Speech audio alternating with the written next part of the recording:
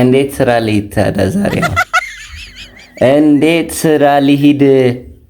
ተኝተን ላደር ሲጨፈረብን ነው የታደረው። ሲበጣብጡን ነው ያደሩት።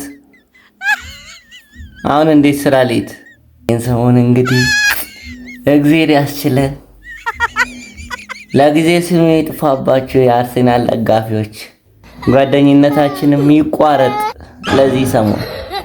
አላቃችሁም። እሺ እንደና ሁኑልኝ።